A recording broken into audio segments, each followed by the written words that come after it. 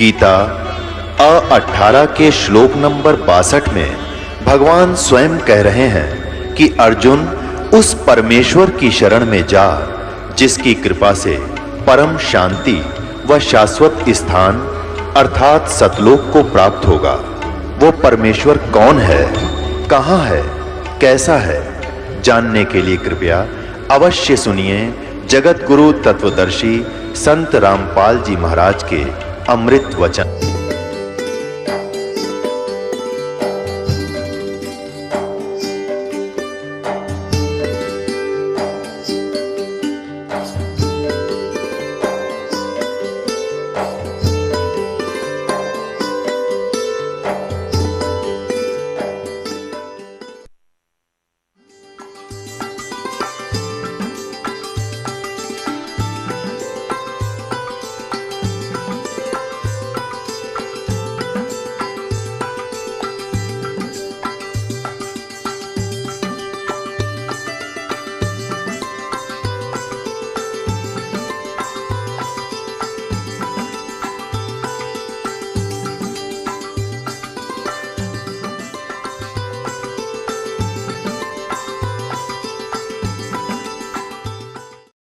अपने आत्मा आपको दिन में भी बताया था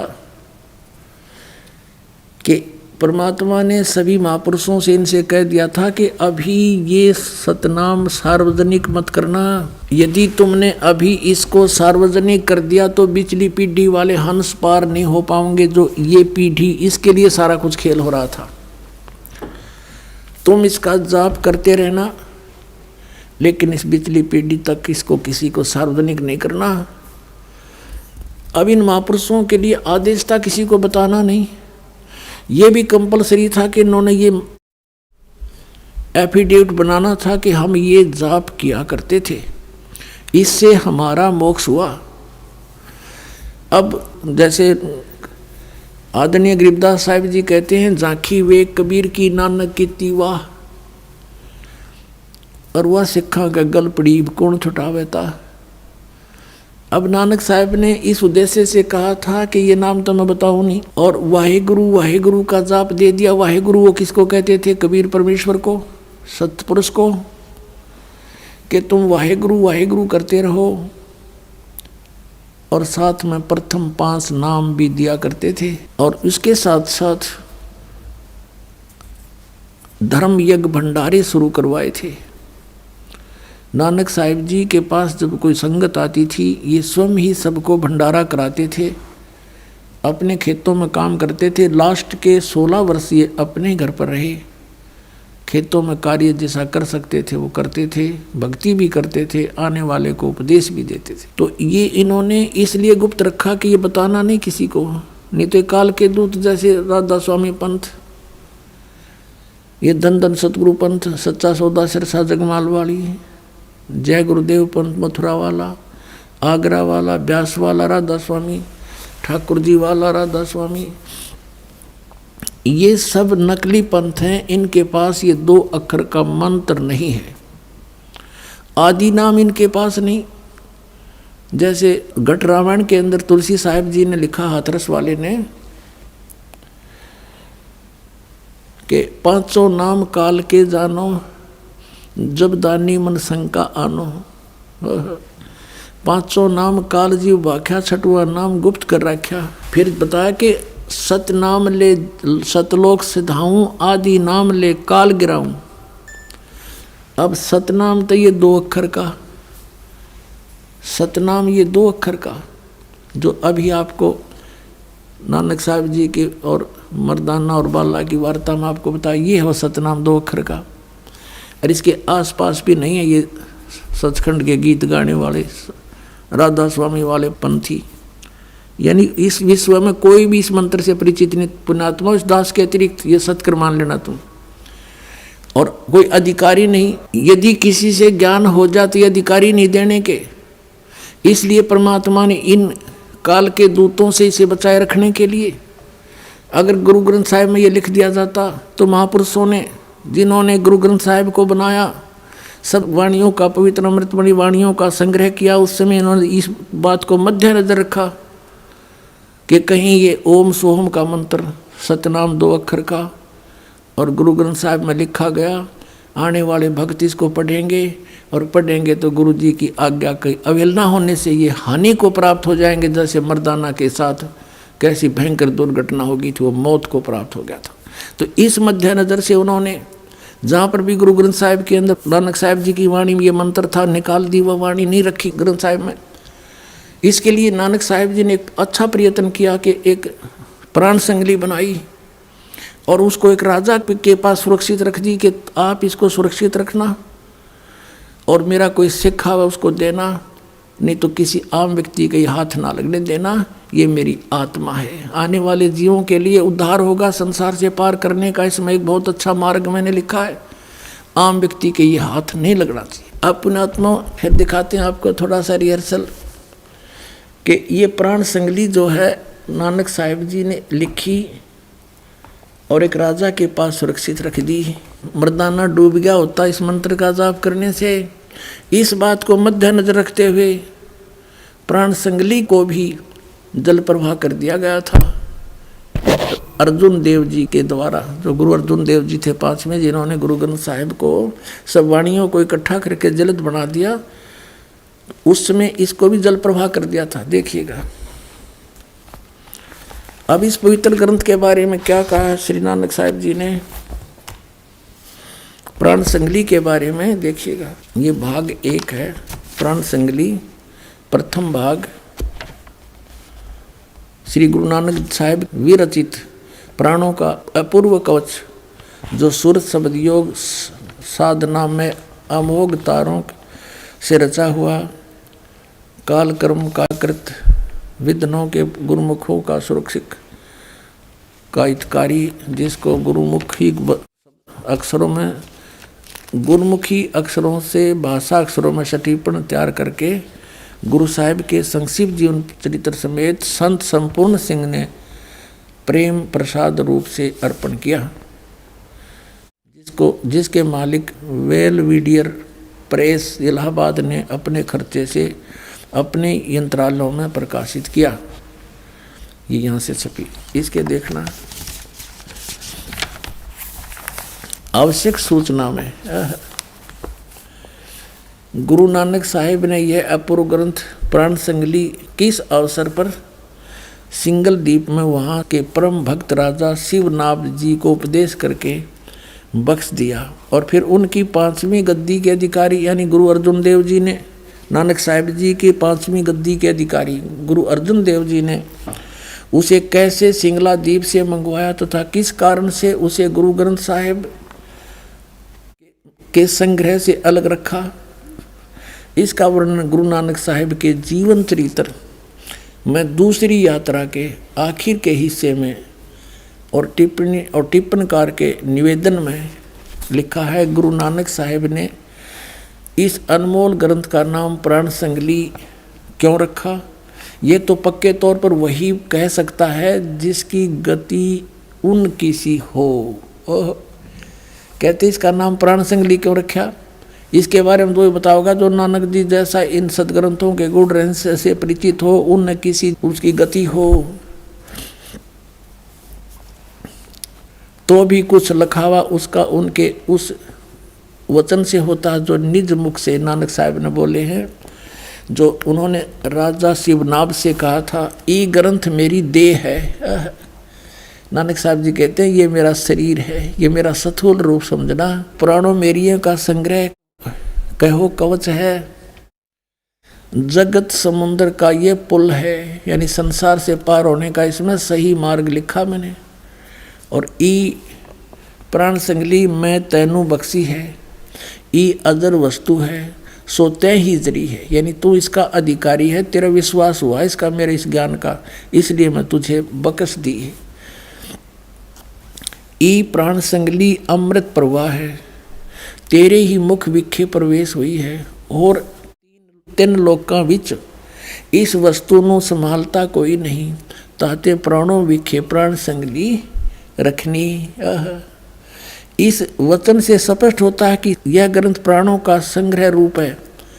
अब इन्हें पता नहीं प्राण माने श्वासों का, श्वास और ये मंत्र जो ओम सोहम यानी सतनाम 2 अक्षर का, ये श्वासों से सिमरण होता है। इसकी विधि है, जिसको प्राप्त है दास से उसको खूब पता है। और नानक साहब ने खूब लिखा था इसमें, जिसमें प्राण पिंड का ये तो लेखक की बात है, प्राणों में मन के निरोध का पूरा भेद लिखा है।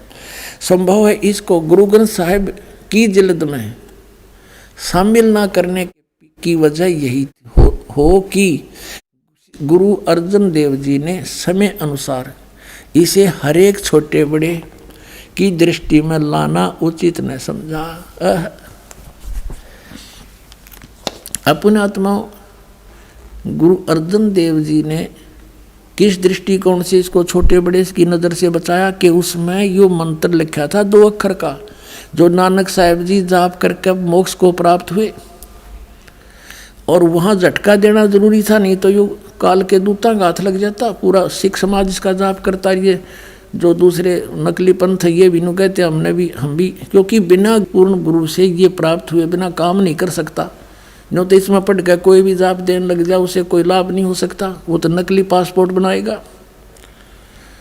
तो इन नकली पंथों जो काल ने कहकर चलाए थे कि मैं नकली पंथ चलाऊंगा, 12 पंथ करूँ मैं साजा, नाम तुम्हारा ले करूँ आवाजा, 12 पंथ नाम जो ले ही वो मेरे मुख में आन समाई।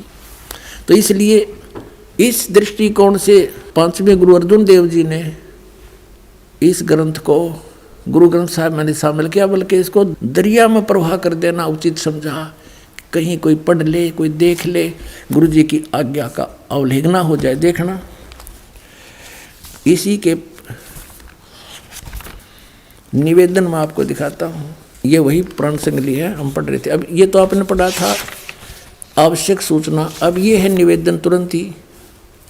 श्री गुरु नानक साहिब के 5वें स्थान पर श्री गुरु अर्जन देव जी हुए हैं, जिन्होंने गुरुवाणी की बीड़ बांधते समय, यानी सभी वाणियों को इकट्ठा करके गुरु ग्रंथ साहब का जब रूप दिया, उस समय पैड़ा नामक एक शिष्य को सिंगला दीप भेजकर राजा शिवनाभ के पौत्र, शिवनाभ तो रहा नहीं था, उसका पौत्र था, पोता के पास यह ग्रंथ मंगवाया था, ये प्राण सिंगली मंगवाया था, जिसे किसी कारण विशेष से गुरु ग्रंथ साहिब की बीड़ में रखना उचित न समझकर सर्वथा जल प्रवाहित कर दिया था। ओहो, सारा का सारा जल में प्रवाहित कर दिया था, डाल दिया था। जो कि एक परम प्रेमी साधु की अत्यंत प्रार्थना से द्रवीभूत हुए गुरु साहिब के वचन अनुसार जल से निकलवाया, यानी ये तो डाल दिया था उसमें जल में, किसका कति नामो निशान मिटा दूँ, कहते गुरु जी की अवहेलना हो जाए, 2 अक्षर के मंत्र को कोई जाप कर ले वह। फिर यूँ कहते हैं किसी साधु की प्रार्थना से द्रवीभूत होकर, यानी पिंगल के गुरु अर्जुन देव जी ने उससे कह दिया कि चल निकाल ले, और वैसा ही निकलवाया और जैसा का तैसा उसे ही बख्शीश कर दिया। अर्जुन देव जी ने उसी को कह दिया तू ले जा, इसने दिखाइए मत किसी ने। जिसका प्रसंग गुरु प्रताप सूरज प्रकाश नामक प्रमाणिक इतिहास की 3 राशिगत 32वें अंशु में लिखा है। अपने आत्माओं, इस प्राण संगली के अंदर 160 अध्याय थे, ये भी आपको बताता हूँ। ये प्राण संगली है और ये डॉक्टर जगजीत सिंह खानपुरी द्वारा इसका संपादन है। ये है publication bureau, Punjab university Patiala से। अब इसकी भूमिका में लिखा है, देखिएगा, ये भूमिका में लिखा है, पहला संस्करण है, पहला संस्करण। इसमें क्या लिखा है कि प्रस्तुत प्राण संगली दा प्रकाशित रूप है योग अते विशेष तौर ते हठ योग अनुसार प्राणायाम दा, यही ना अपनी तरफ से लिखा है इसका, जो भी सोचा इसको। इसमें क्या लिखा है ये, अब हम भूमिका में देख रहे हैं, भूमिका देखें इसकी, हम अपने मतलब की बात पढ़ेंगे। इसमें लिखा है कि संत संपूर्ण सिंह ने, जिसको हिंदी वाला आपने पढ़ा, संत संपूर्ण सिंह ने देवनागरी लिपि विच इस संस्करण ਦਾ ਪ੍ਰਕਾਸ਼ਨ ਕੀਤਾ। उस विच कुल 80 अध्याय शामिल हैं और 80वें अध्याय के अंत ते इस दे कुल अध्याय 113 लिखे हैं और इस संख्या दी पुष्टि जन्म साखियां तो भी होंदी है, पर संत संपूर्ण सिंह ने 160 अध्यायों दे होने दी संभावना वल संकेत किया है। अब कहने का भाव ये है कि इनमें से जो मूल थे वो निकाल दिए जिनमें कंसेप्ट क्लियर था ये इस सतनाम के बारे में। फिर भी इसमें बहुत स्थानों पर, जैसे आपको सुबह भी दिखाया था फिर दिखाते हैं, ये प्राण संगली भाग 2 के 103 पृष्ठ पर ये मंत्र स्पष्ट है, लेकिन इनसे गलती से रह गया, यो इनका समझ में ना आया, यो के लिखा है यहाँ पर। ये देखिएगा, ये प्राण संगली हिंदी वाली है, द्वितीय भाग, और इसके संपादक है वो संपूर्ण सिंह, जिसका पंजाब यूनिवर्सिटी वाली से भी संपर्क है। ये है संपूर्ण सिंह, भाषा टीकाकार संपूर्ण सिंह, तरन तारण पंजाब से। इसके 103 पृष्ठ पर आपको दिखाते हैं। ये 103 पृष्ठ पे है, राग भैरव है ये, मेला पहले का। इसके अंदर यह देखना, कहते हैं साध संगत मिलिया मन माना और ना मैं ना ओम सोहम जाना।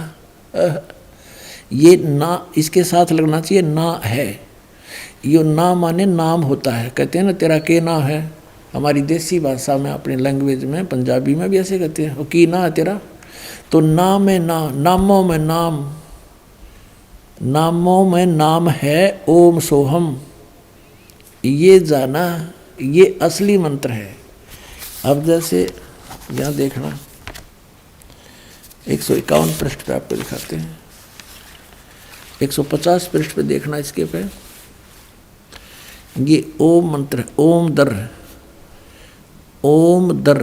अब इसका अर्थ इन्होंने ये 2 नंबर यहाँ से क्लासीफाई किया है, इसको स्पष्ट किया है। इस ओम को इन्होंने ओम ही सिद्ध किया है, ओम प्लस मदर, ओम से भाव ओंकार शब्द का है।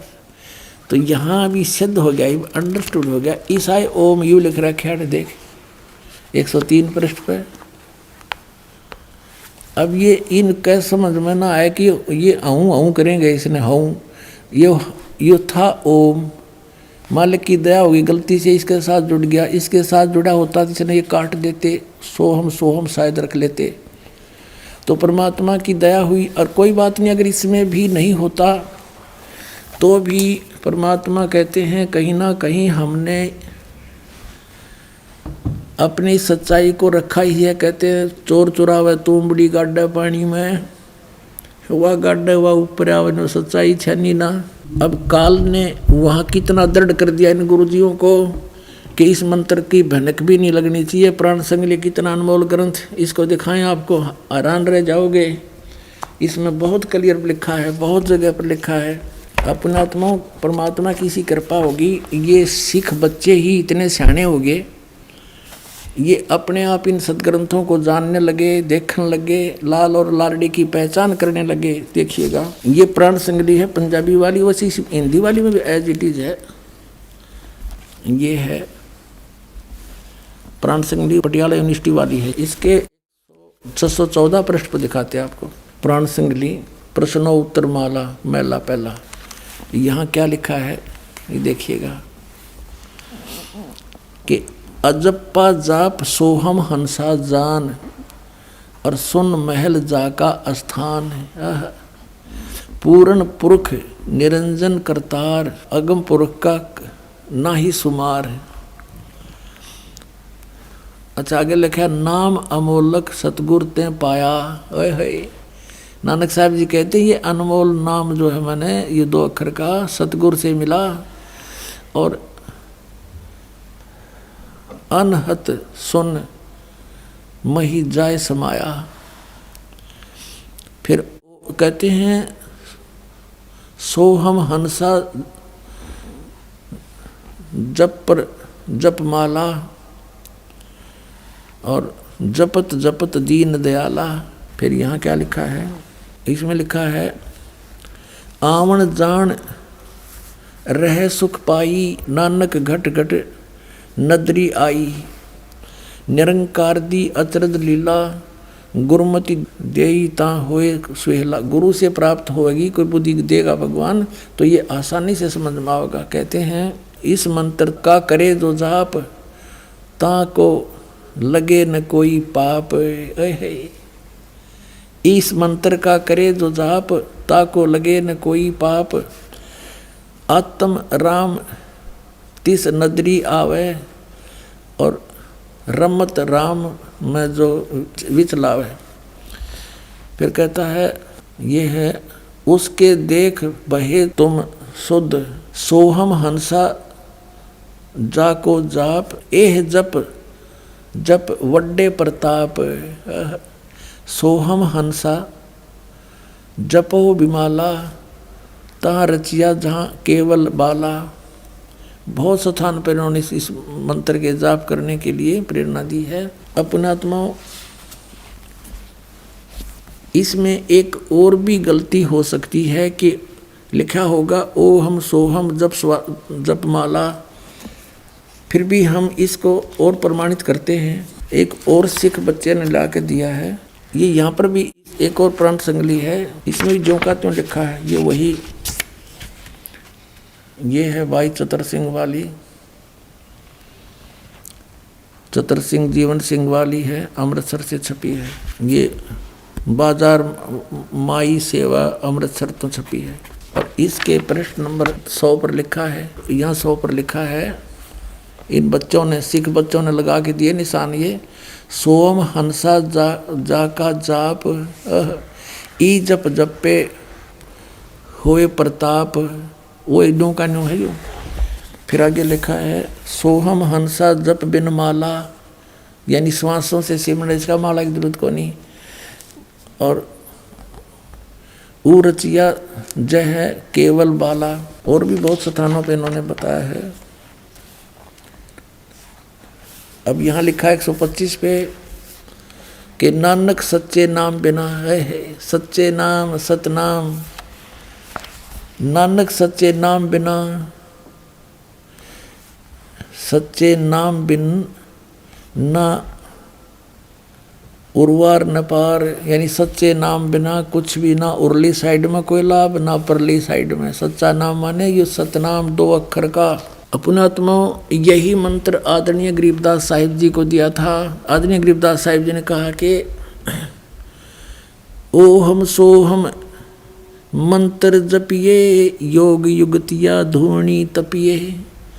राम नाम जप कर थिर होई, ओहम सोहम मंत्र दोई। Nothing else. तो ये सतनाम है 2 अक्षर का। कहते नामा छिपा ओम तारी, पीछे सोहम भेद बिचारी। सार शब्द पाया जद लोई, आवागमन बौर ना हुई। तो इन महापुरुषों ने स्पष्ट कर दिया है कि ये मंत्र जाप करने से तुम्हें लाभ होगा, अन्यथा इसका कोई यूज नहीं। इसके अतिरिक्त कोई भी नाम आप जाप करते हो वो यूजलेस हैं, उनका कोई फायदा नहीं, जप करो या ना करो। तो सच्चे नाम बिना सतनाम, इसको सतनाम भी कहते हैं। तो पुण्यात्माओं, आपका सौभाग्य है कि आप जी को ये खजाना मिल गया जिसको अभी तक छुपा के रखा था। कबीर परमेश्वर ने अपनी प्यारी आत्मा धर्मदास जी से कहा था, धर्मदास मेरी लाख दुहाई, और ये मूल ज्ञान की तबार न जाई। मूल ज्ञान बाहर जो पढ़ी, बिचली पीढ़ी हंस नी तरही। फिर कहा कि धर्मदास तो मेरी लाख दुहाई, ये सार शब्द की तबार न जाई। सार शब्द बाहर जो पढ़ी, बिचली पीढ़ी हंस नी तरही। और फिर कहा कि मूल ज्ञान को तू तब तक छुपा के रखना, तब तक छुपाई जब लग 12 पंथ ना मिट जाई। अब ये सारे पंथ फेल हो गए, क्योंकि इनके द्वारा दी गई साधना सबको पता है और सभी उससे परिचित हैं कि हम कौन सा नाम जाप कर रहे हैं और जाप करना कौन सा चाहिए। और जिन महापुरुषों की दुहाई दिया करते थे कि नानक साहब जी ने भी ये 5 नाम जाप करे, वो भी इसी से मुक्त हुए। उसने भी ऐसे जाप किए, वो उसी से मुक्त हुए। नानक साहिब जी ने कति क्लियर कर रखा कि इन 5 नामों से और इस वाह वाह के शब्द से जन्म मर नहीं मिट सकता। इसके अंदर वाह वाह के शब्द के अंदर लिखा है कि इस वाह वाह करने से कर्म किया ही मिलेगा, आपका जन्म मृत मोक्ष नहीं हो सकता। ये भी इसमें स्पष्ट किया है कि ये मंत्र है जाप करने का, इसके अतिरिक्त कोई मंत्र नहीं। तो अब इन महापुरुषों ने एक तरफ तो कहा कि तू मर्दाना ये नाम जाप मत कर, और फिर कहा कि मेरी आत्मा है, मेरा शरीर है, संसार से पार करने का ये पुल है, इसे न छुपा के रखना। और इसमें स्पष्ट कर रखा कि ये मंत्र जाप करने से मोक्ष होगा और किसी से नहीं। तो पुण्यात्माओं, आप तो बालक हो, आपको तो बड़ी बनाई खीर मिल गई, आपने जरूरत नहीं इतने सिर में दर्द करने की। इन महापुरुषों की छाती देखो, इन्होंने यहाँ तक धोखा देकर काल को इस तथ्य को बचा के भी रखा और काल के हाथों भी नहीं पड़ने दिया। अरे ये खुल्लम खुला डिंडोरा पीटने का दास को परमेश्वर ने आदेश दे दिया। आपका भी कल्याण, पूरे विश्व का कल्याण होगा। बोलो सतगुरुदेव।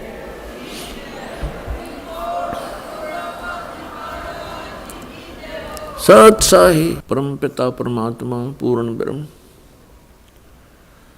सर्व सृष्टि रचनहार कबीर परमेश्वर जी की असीम कृपा से आप पुण्यात्माएं सत्संग सुनने के लिए उपस्थित हुए।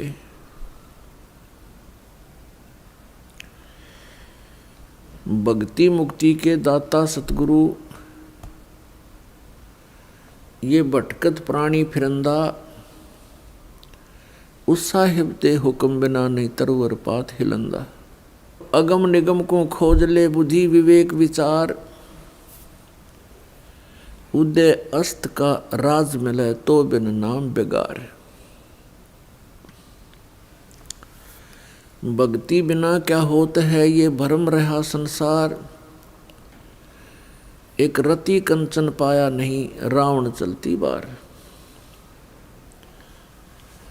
सर्व सोने की लंका होती, रावण से रणधीरम, एक पलक में राज बिराजिए जम के पड़े जंजीरम। पुण्यात्माओं, जो प्राणी सत्संग प्राप्त करते हैं, सत्संग में पहुंच जाते हैं, धन्य है उनके पुण्य कर्म, धन्य है उनके माँ बाप जिनसे जन्म हुआ। मात पिता मिल जाएंगे, मात पिता मिल जाएंगे, 184 माँ। सतगुरु सेवा और बंदगी भाई फेर मिलन की ना।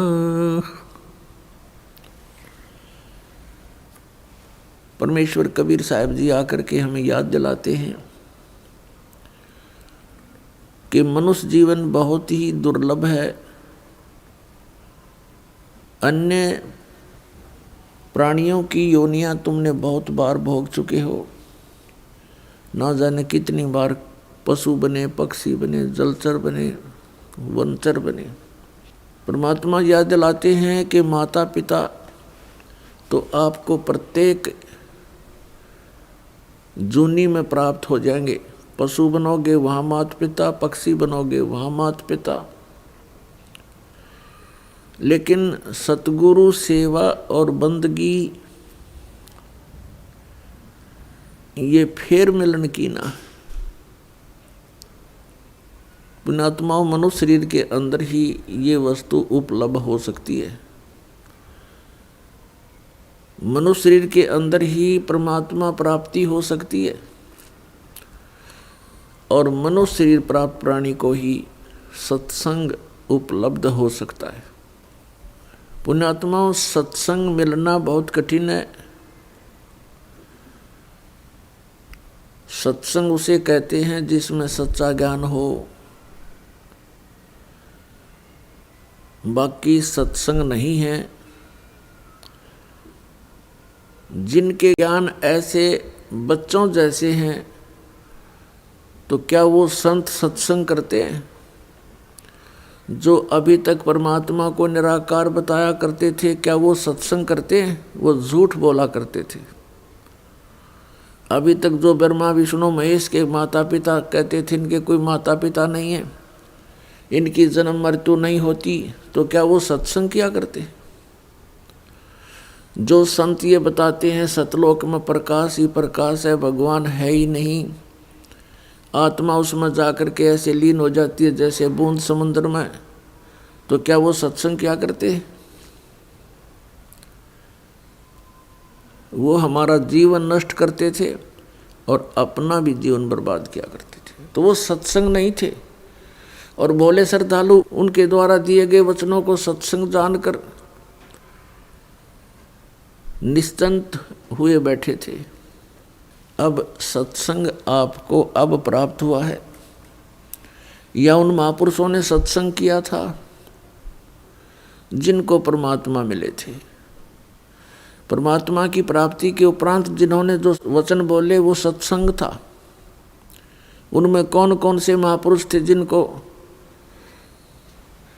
परमेश्वर प्राप्ति हुई? जो दास के नॉलेज में है उनमें से चंद महापुरुषों के नाम इस प्रकार हैं। आदरणीय धर्मदास साहिब जी, आदरणीय मुल्कदास साहिब जी, आदरणीय नानक साहिब जी, आदरणीय दादू साहिब जी, आदरणीय गरीबदास साहिब जी, गांव छुडानी, जिला झज्जर, हरियाणा वाले, आदरणीय गीसादास साहिब जी, गांव खेखड़ा, जिला मेरठ, उत्तर प्रदेश वाले। इन महापुरुषों ने जो परमात्मा प्राप्ति के बाद जो वचन बोले वो सत्संग था, और इनके अतिरिक्त जो वचन इन महापुरुषों की वाणी से मेल नहीं खाते वो सत्संग नहीं है। अब इन महापुरुषों ने क्या बताया है?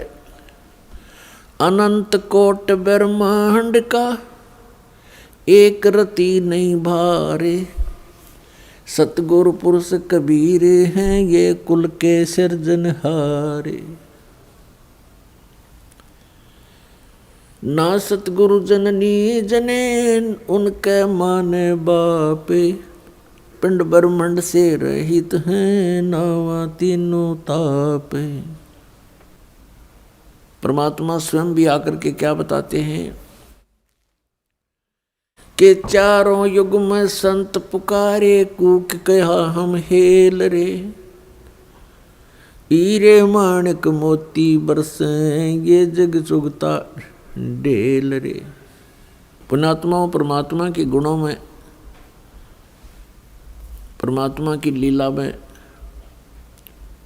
जो सदग्रंथों में वर्णित है, स्पष्ट किया हुआ है कि वो परमात्मा ऊपर सतलोक में रहता, सचखंड में। संत भाषा में उसको सचखंड कहते हैं और वेद भाषा में उसको रतधाम बोलते हैं। रतधाम मीन सतधाम, सतलोक कहो, सतधाम कहो। संत भाषा में परमात्मा की उपाधि सतपुरुष, अकाल मूर्त, शब्द स्वरूपी राम आदि से कहा जाता है।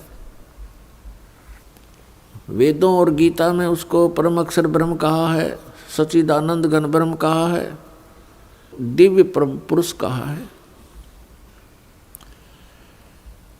वो परमात्मा हम सब के पिता है। हम अपनी गलती से काल के जाल में फंस गए, वो दयालु हमारे लिए फिर भी भटक रहे। पुण्यात्माओं, अब समय आ गया है, बहुत सतर्क होना पड़ेगा आपको।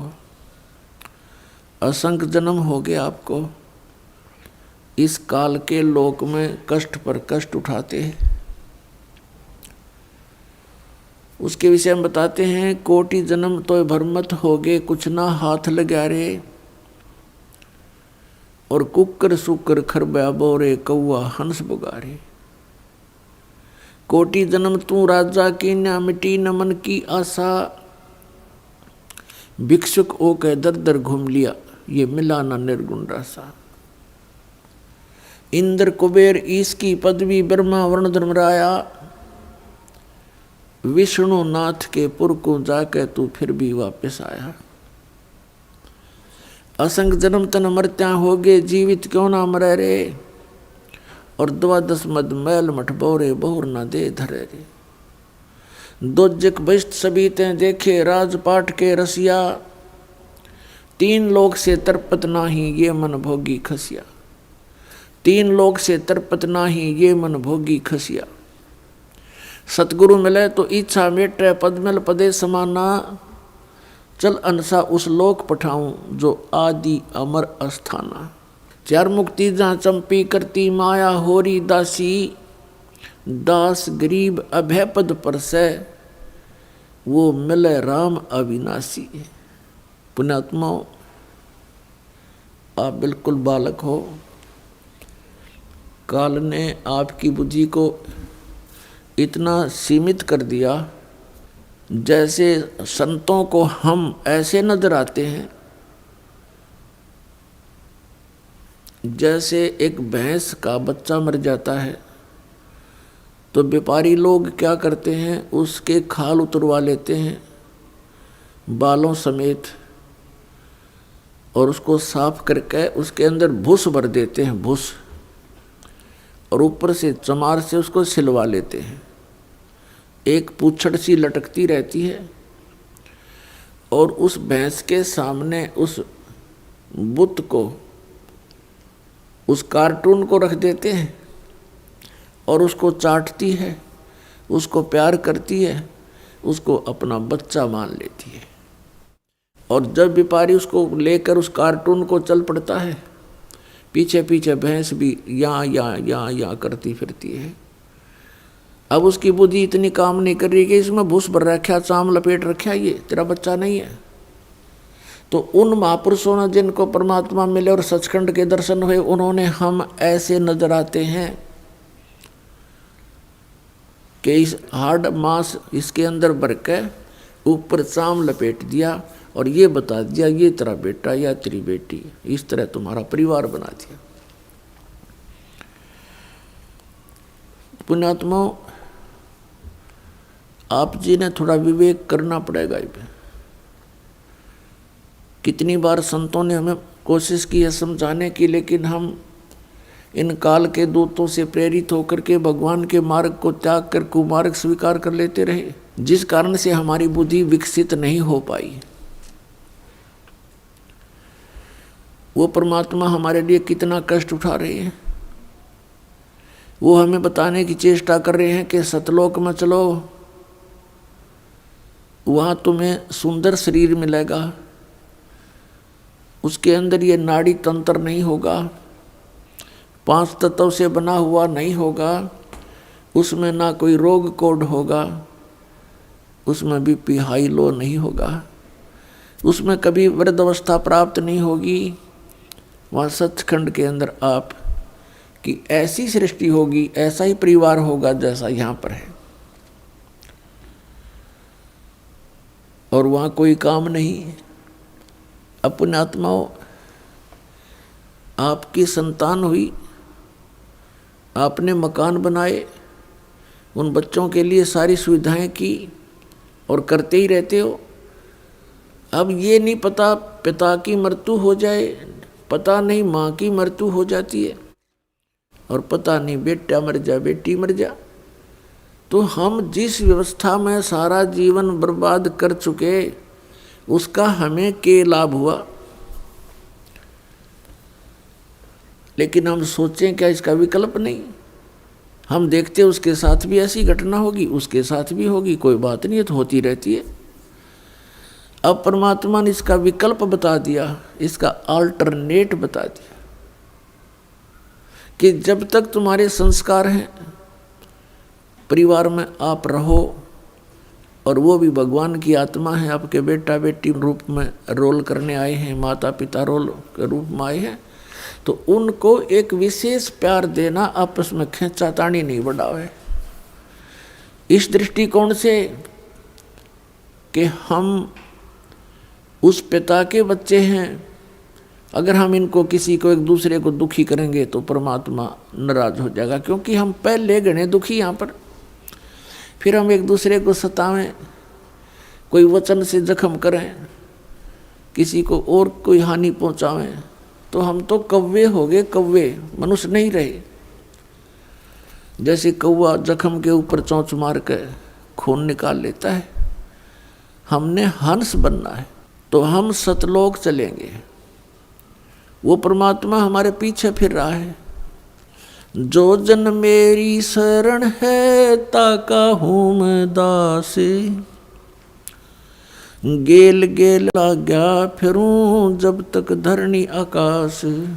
परमात्मा कहते हैं कि जो मेरी शरण में एक बार किसी भी युग में आ गया तो मैं उसके पीछे पीछे फिरता रहता हूँ और उसको पार करने की चेष्टा करता हूँ। क्या बताते हैं? अनंत कोट बाजी जहाँ हम रचे सकल ब्रह्मंड, कह कबीर मैं के करूं यू काल करे जीव खंड। कबीर साहब बताते हैं कि मैं इतना समर्थ हूँ, ये सभी ब्रह्मांड मैंने रचे, अनंत कोट बाजी जहाँ रचे सकल ब्रह्मांड, और कहे कबीर मैं क्या करूं ये काल करे जीव खंड। पुण्यात्माओं, आपने ये अमर कथा कभी सुनी नहीं थी। आप जी ने अपने ही धर्म मजहब के अंदर चल रही कथाओं को सुना, उन्हीं के आधार से आपका माइंड सेट हो गया। अब इस अमर कथा को सुनकर बहुत दिनों में जाकर आपका विश्वास होगा, और जब आपको ये कथा समझ में आ जाएगी उस समय देखना आपके मन की स्थिति क्या होगी। आप ऐसी स्थिति में हो जाओगे जैसे परगर पावना रह उठाए चत, जैसे दूसरे के घर में, दूसरे गांव में, रिश्तेदारी में कोई परौना चला जाता है, मेहमान रूप में जाता है, वो वहाँ रहता अवश्य है, लेकिन उसको पता है कि मैंने वापस जाना है, और उसको अपने घर की रह कर याद भी सताती रहती है। कहते हैं जैसे पर घर पावना रह उठाए चत, तो यहाँ से आपका ऐसे मन हट जाएगा एक दिन, और फिर सतलोक में आपका अगला कदम सतलोक में होगा। अब परमात्मा ने हमें आकर बताया कि जब सबसे पहले मैं यहाँ आपके दुखों को देखकर इसमें प्रवेश किया काल के लोक में, तो इस काल ने मेरा रास्ता रोकने की चेष्टा की, क्योंकि परमात्मा बताते मैं जोगजीत के रूप में था। जोगजीत वहाँ एक पुत्र है परमात्मा का, जो सर्वप्रथम 16 उत्पन्न किए थे उनमें से एक है। जोगजीत जानकर मेरे साथ इसने बहुत अड़ंगा अड़ाने की चेष्टा की, लेकिन मेरी शक्ति के सामने ये हताश हो गया। फिर चरण पकड़ लिए, रोने लगा, हाहाकार मचा दी। जब मैंने इसको कारण बताया कि मैं किस उद्देश्य से आया हूँ, धर्मदास साहिब जी को परमात्मा बता रहे हैं कि धर्मदास, प्रथम सतयुग के अंदर जब मैं यहाँ आया तो इसने मेरे साथ बहुत कलह मचाई। जब मैंने अपनी शक्ति का प्रयोग किया तो इसकी नहीं पार बसाई। चरण पकड़ लिए, पैर पकड़ के कहता जोगजीत आप किस लिए आए हो? तो मैंने इसको बताया कि मैं नीचे जाऊंगा और सभी प्राणियों को बताऊंगा कि यू परमात्मा नहीं है, यू भगवान नहीं है जिसको तुम भगवान मान रहे हो, और एक ऐसा मंत्र दे के आऊँगा, सतनाम, सच्चा नाम, उसका जाप करने वाले प्राणी को तू रोक नहीं पाएगा। और सभी को बताऊंगा कि तुम यहाँ के रहने वाले नहीं हो, तूने इन सब को नशा करवा दिया, तीनों गुणों से एक एक इंजेक्शन लगवा दिया इनको। तो ये चिंतित हो गया। इसने कहा कि हे भगवान, मुझे श्राप लगा हुआ है 1 लाख जीव आहार करने का। यदि आप इन सब को ले जाओगे तो मेरा क्या होगा? परमात्मा ने कहा कि अब मैं इनको नहीं छोड़ूंगा, तेरा हो या ना हो। फिर इसने प्रार्थना की, प्रभु कोई बात नहीं, मेरी कुछ और समस्याएं हैं, उनका समाधान कर दीजिए और वचनबद्ध होकर के मुझे आशीर्वाद दीजिए। परमात्मा ने कहा, धर्मदास मैंने वचनबद्ध होकर के इससे कहा कि बोल क्या मांगता है। इसने कहा कि परमात्मा 3 युगों में जीव थोड़े ले जाना, चौथा युग जब कलयुग आवे तब तव शरण जीव बहु जावे। ऐसा वचन हर मोय दीजिए, तब तुम गवन संसार ही कीजिए। तो मैंने इसको कह दिया ठीक है, तथास्तु कि ऐसा ही होगा। फिर इसने एक प्रार्थना और की थी कि परमात्मा जबरदस्ती ना करना हे बड़े भाई, क्योंकि जोगजीत रूप में खड़े थे परमात्मा, और ये भी उन्हीं का भाई है। परमात्मा से कबीर से उत्पत्ति हुई इस काल की ज्योति निरंजन की। और इसने कहा कि हे प्रभु, हे बड़े भाई, जबरदस्ती ना करना, जो आपके ज्ञान को स्वीकार करे वो आपका, और हमारे ज्ञान को स्वीकार करे वो हमारा। आप ज्ञान दे करके अपना बनाना, बाई फोर्स ना करना, वो तो मालिक को पता। अब यहाँ प्रश्न उठता है पुण्यात्माओं बहुत सी, क्योंकि हमारे अंदर बहुत युगों से ये अज्ञान ठुका हुआ है, भरा हुआ है खचाखच। ये सच्चे ज्ञान को टिकने नहीं देता, ना जाने कितनी शंकाएं उत्पन्न होती हैं। एक शंका तो ये उत्पन्न होगी कि भाई भगवान ने जानी जान, कहते हैं परमात्मा जानी जान है, अंतर्यामी है, सर्वज्ञ है, फिर क्या उनको पता नहीं था ये ऐसे ऐसे वचन मांगेगा? इसको वचन ना देते सतयुग में ही हमें वापस ले जाते। तो ये तो पुण्यात्मा मन की बकवाद हैं, इस तरह के विचार जो जिसके अंदर आते हैं। हम सतलोक में रहा ही करते। यदि हम ऐसे टिकने वाले होते तो पहले ही ना वहीं रहा करते थे। आवश्यकता ही नहीं थी हमें यहाँ आने की, फिर भगवान को यहाँ दुख उठाने की हमारे लिए। परमात्मा को पता था कि सतयुग त्रेता द्वापर में ये प्राणी दुखी नहीं होता। पुण्यकर्मी प्राणियों को मनुष्य जीवन मिलता है सतयुग त्रेता द्वापर में, जिनके बहुत घने पुण्य होते हैं, और वो सभी साधना भी करते हैं, मनमुखी साधना करते हैं, शास्त्र विधि त्याग कर भी साधना करते हैं। उनसे सिद्धियां प्राप्त अवश्य हो जाती हैं, और उनके पूर्व प्रारब्ध कर्मों के आधार से, किस्मत में लिखे हुए पुण्यों के आधार से उनको सुख होता है, शरीर स्वस्थ होता है। सतयुग में पिता से पहले पुत्र की मृत्यु नहीं होती, जो सबसे बड़ा जख्म होता है पिता के लिए, और पत्नी से पहले पति की मृत्यु नहीं होती, जो पत्नी के लिए बहुत बड़ा दुखदायी होता है, और बहुत लंबी आयु होती है, शरीर स्वस्थ रहता है, आहार बहुत ही अच्छा होता है। तो इस प्रकार जब पिछले पुण्यों से उसको लाभ होता रहता है, साधना गलत करता रहता है, पाप इकट्ठे होते जाते हैं, पुण्य अक्षीण होते रहते हैं, फिर उसका जन्म त्रेता में होता है। त्रेता में भी ऐसी सतिथि लगभग रहती है। फिर द्वापर में होता है, हरे भरे वृक्ष होते हैं, सब जगह जंगल होते हैं, फलदार वृक्ष होते हैं, समय पर वर्षा होती है। तो इस प्रकार ये सोचता रहता है कि जो साधना पूजाएं मैं कर रहा हूँ, इनसे मुझे लाभ हो रहा है, अज्ञानता के कारण। तो परमात्मा के ज्ञान को जो पहले वाले साधना से बिल्कुल हटकर होता है, उसको ये प्राणी बिल्कुल स्वीकार नहीं करता। अब कलयुग के अंदर ये प्राणी बिल्कुल कर्महीन हो जाता है, पापों की गठड़ी बांध लेता है, और पुण्य इसके पास रहते नहीं।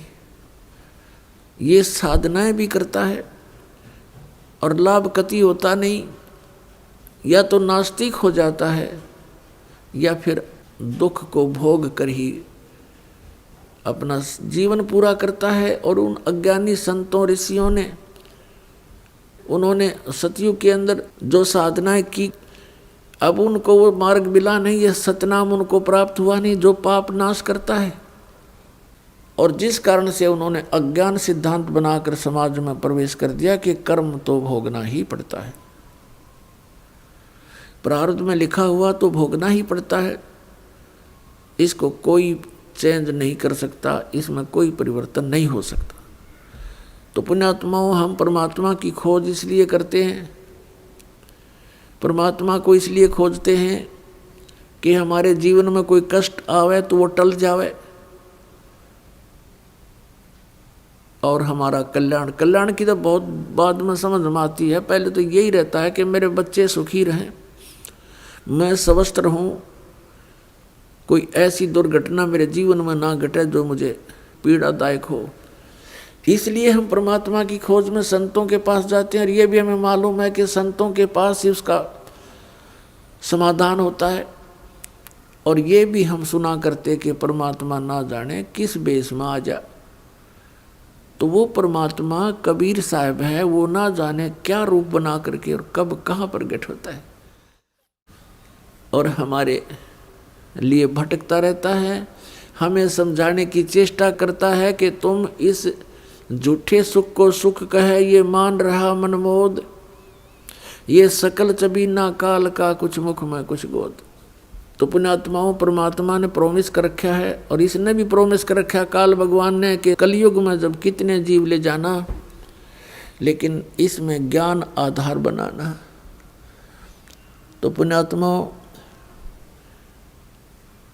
अब बुद्धिमान समाज हो गया है, इस ज्ञान से अब आप बालक नहीं रहोगे। परमात्मा के प्रयत्न को गहराई से सोचना, वो क्यों भटक रहे हमारे लिए सतलोक न छोड़ के, क्योंकि हम उनके बालक हैं, हम उसकी आत्मा हैं।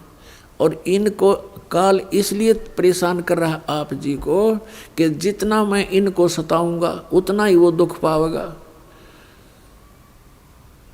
अपने आत्माओं, आप बालक हो, ये हमारे साथ क्यों प्रतिशोध ले रहा कि इसने वहाँ पहले तो तप करा, फिर तप करा, फिर तप करा, 3 बार। उससे इसने 21 ब्रह्मांड प्राप्त किए, फिर 5 तत्व 3 गुण परमात्मा ने इसको दे दिए कि ले जाओ खेल खिलौनों से। फिर हम इस पर आसक्त हो गए, हम परमात्मा को भूल गए, अपने भगवान से मन हटा लिया। जो हमें सब सुविधा सब सुख देवा था उससे मन हटा करके एक हीरो की तरह हम इसको चाहने लग गए, जिस कारण से हम भगवान के दिल से उतर गए।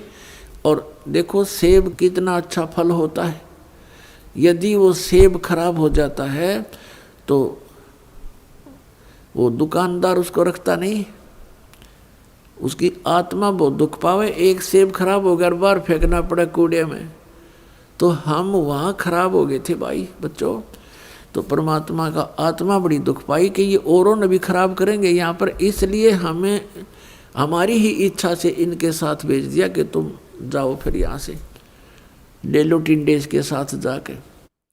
अब इसने फिर अलग ब्रह्मांड के अंदर परमात्मा ने व्यवस्था की, जिस आत्मा ने सबसे पहले स्वीकृति दी थी इस काल के साथ आने की, उसको एक लड़की रूप बनाया जिसको अब दुर्गा कहते हैं। उसके अंदर हम सभी को बीज रूप में भर दिया और उसको शब्द शक्ति दे दी कि बेटी तू जितने जीव कहे यू काल उत्पन्न कर देना, वचन से बोल देना, उतने प्रकट हो जाएंगे। पुण्यात्माओं, हम अज्ञान को सुन सुनकर स्थान स्थान पर हमारा माइंड, हमारा मन अड़ जाता है कि ये कैसे हो सकता है। जैसे एक समय ऋषि वाल्मीकि जी ने एक कुशा से डाब से पुत्र बना दिया था सीता के लिए और पालने में लुटा दिया बना करके। सीता जब कपड़े धोकर आई तो पुत्र को देखकर पूछा, पिताजी ये पुत्र किसका है? कि बेटी क्या बात आपका नहीं है? कि मैं तो पुत्र को साथ लेकर गई थी कपड़े धोने के लिए। ऋषि जी ने सोचा था कि लड़की के बच्चे को कोई उठा ले गया है, जंगली जानवर वारो रो मर जाएगी, इसलिए उसने एक लड़का उत्पन्न कर दिया है जिसका नाम कुश रखा। और लव सीता से उत्पन्न हुआ था श्री राम के सहयोग से। तो कहने का भाव ये है कि उस ईश्वरीय शक्ति को थोड़ी बहुत संग्रह करके ये ऋषि लोग भी चमत्कार दिखा देते हैं, और वो तो परमात्मा के पास तो ये चमत्कार थोक के भाव के हैं। तो ये अलग ब्रह्मांड में जब रखा तो दुर्गा के साथ इसने दुर्व्यवहार करना चाहा। दुर्गा ने इसे बहुत प्रार्थना की कि मेरे से ये जुल्म ना कर, तू मेरे पास वचन शक्ति है, मैं जितने जीव तू कहेगा मैं उत्पन्न कर दूंगी। पिता ने वचन दे रखा, इसने नहीं माना, बकवाद करी, उसके साथ जोर जबरदस्ती करनी चाहिए तो लड़की ने उसके पेट में शरण ले ली सूक्ष्म रूप बना के। तब परमात्मा ने जोग जीत रूप में आके उस ब्रह्मांड में इसको कहा था कि आज से तुझे एक श्राप लग गया, 1 लाख मानव शरीरधारी प्राणी जीव खावेगा, 1.25 लाख उत्पन्न करेगा। और लड़की को उसके पेट से निकाल दिया, पेट चीर के हाथ से वचन से ऐसे नाखून मार दिया पेट पर, और वचन से वो बाहर आ गई। फिर एज इट इज वचन से अपने आप जख्म भर गया। तो परमात्मा की शक्ति पुण्यात्माओं पर बल है। हम आध्यात्मिक मार्ग से कोसों दूर हो गए, इसलिए हमने इन परमात्मा की लीलाओं पर अविश्वास शीघ्र हो जाता है। लेकिन अब अविश्वास ना करके विश्वास पूर्ण करो। तो वहाँ क्या कहा, तब इसको आदेश सुना दिया कि तू निकल जा अपने 21 ब्रह्मांड लेकर यहाँ से। आदेश सुन ले पिताजी का और निकल जा यहाँ से 21 ब्रह्मांड समेत। इसने फिर बहुत हाथ जोड़े, पैर पकड़े, मेरे से गलती होगी, मुझे रख लो यहीं पर, मुझे दूर ना भेजो। लेकिन परमात्मा ने इसकी एक नहीं सुनी और इसको वहाँ से यहाँ फेंक दिया 16 शंख कोश की दूरी पर। नील पद्म शंख 16 शंख कोश, 1 कोश लगभग 3 किलोमीटर के आसपास होता है। इतनी दूरी पर आ गया ये सतलोक से इसका पूरा विमान 21 ब्रह्मांड का। तो इसने उसके बाद से परमात्मा से प्रतिशोध लेने के उद्देश्य से हमें या इतने दुख देता है कि एक पल भी चैन से ना टिक सके, सांस ना ले सके। अब देखते हो पुण्यात्मा, पशु पक्षी ये कितने कष्ट उठाते हैं। आप देखते हो मनुष्य जीवन में कोई सुखी है? इस झूठे सुख को सुख मान बैठे हैं हम,